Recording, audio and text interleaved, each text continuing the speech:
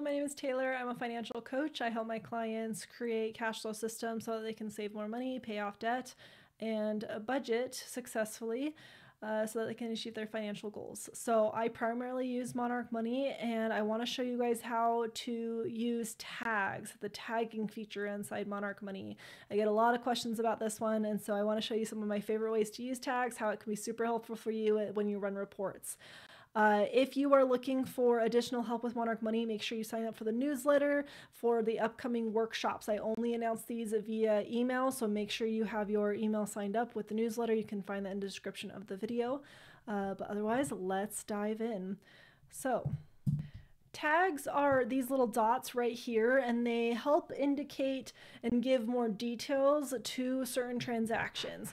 It's a little bit more functional than notes because you can run reports on tags, and you can't really run reports on notes. You can a little bit, but I'll explain that in a minute.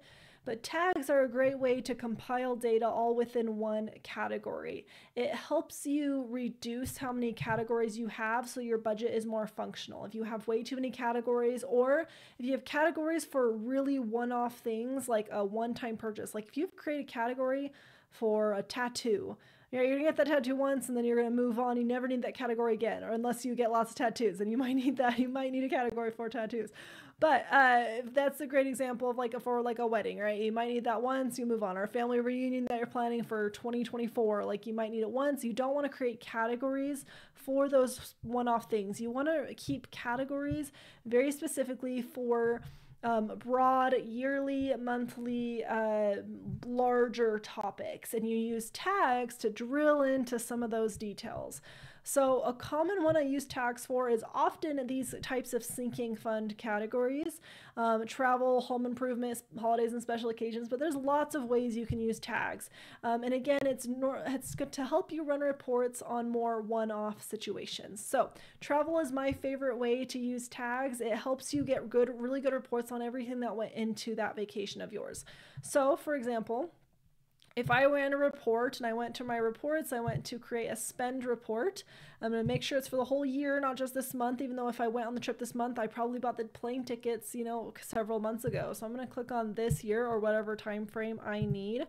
And if I ran a report on just travel and vacation, it might not give me the full picture, because here's the thing: the way I categorize travel vacation is purely just like the Airbnb and the hotel or the flights.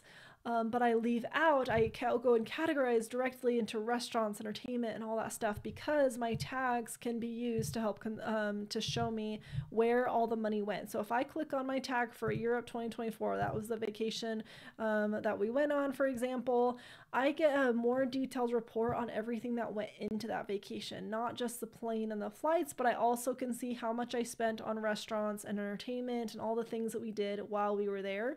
And so that's why I like to separate out. I don't put just all my stuff, like all my transactions, in travel and vacation. I like to actually categorize them to its true category, and then I tag them to lump them all together to be able to get these combined reports. The other reason you're going to want to use tags is for things that are often in the same category but might have a lot of subtopics. For example, if I were to pull a report on how much we spent for home improvement so far, and this isn't me, this is a demo account, I'm just saying me for ease of use here, but if we're looking at how much I spent on home improvement, this might give me a good idea of what's going on. I can look at change over time and see how that's, changed and how much we're spending on home improvement and when the big spikes were. But if I had a lot of different projects going on, I would want to have more detail here. So I'll use tags to give me some more details, meaning I want to see exactly what I spent on the backyard versus just the basement. So I'm going to press apply, and now I can see how much of my home improvement budget is just for the backyard. And I can do the same thing if I clear that tag. I'm going to do the same thing with the basement category. I can press apply and it'll show me how much I've spent at the basement. So that way you're still budgeting as a whole for home improvement. You're not creating a category for basement, backyard, kids' rooms. Like, we're not creating all that. We're creating a lump sum budget item. I'm going to try to save $500 a month so that I can start planning these the home improvement costs that I have. And then I use tags as reports to see if I'm on track. Am I sticking to the budget? Am I going in the right direction? And that is one of my favorite uses for tags, is just getting more in the weeds on what is actually going on inside your budget. To edit your tags, and also before I move on to that, you can also see if you hover over any of these tags, you can see them. You can put multiple tags, so maybe it was a basement and a backyard expense. You can see both here, they both show up, so you can have lots of different tags added to a certain category. It's very easy to add. You just click on any transaction, you click on tags, and you can create a new tag right then and there. If you just thought of one, you can press create and you can rename it, change the color, and add a new tag, or you can just select an existing tag.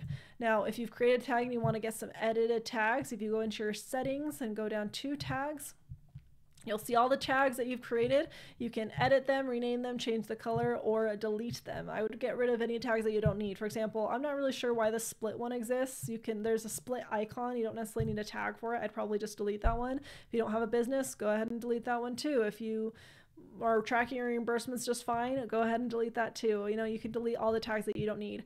But here are some other options for tags. So birthday gifts, wedding gifts, graduation gifts. I have a budget for holidays and special occasions. I save, let's say, $500 a month on all the holiday special occasions, Christmas, anniversaries, birthdays, all this stuff. But if I wanted to run a report on how much I'm spending for specific events, maybe I want to see how much I'm spending on the birthday party, right? The balloons, the gift, the cake, the pizza, all the stuff. I want to use tags to delineate that. So I'll create a tag for birthday gifts, or just a one-off if it's a bigger party this year. It's like, your kid's 13th birthday. Maybe you want to create a tag for that. You can get really detailed with tags. Go nuts. Like, I'd rather you get more detailed with tags than categories, because I want the categories to stay broad so that they don't have a whole bunch of clutter here. You don't want to have a whole bunch of categories that you'll never use again. Do not create a category for kids' 13th birthday. Create a category for special occasions and use tags to run reports on how well you're doing against the budget. So that is how to utilize tags. There's lots of different ways that you might find as far as use cases go. So please let me know in the comments like what you're finding is useful with tags. What kind of tags do you have? Help us give some ideas on what tags to use so that we can get the most out of the tagging, because I just think it's just a phenomenal feature. It really helps you find data really quickly. Being able to search and filter for tags can make your management of your budget so much easier. So I hope that helps. Again, please make sure you're signed up for that newsletter, subscribe to the channel, sign up for the newsletter so you can get emails for the upcoming workshops. I'd love to see you. I'd love to discuss best practices with tags more in person. The workshops are live. We can talk to each other, ask questions, learn from other people who are using Monarch Money. So I'd love to see you there. So thank you so much, and please subscribe.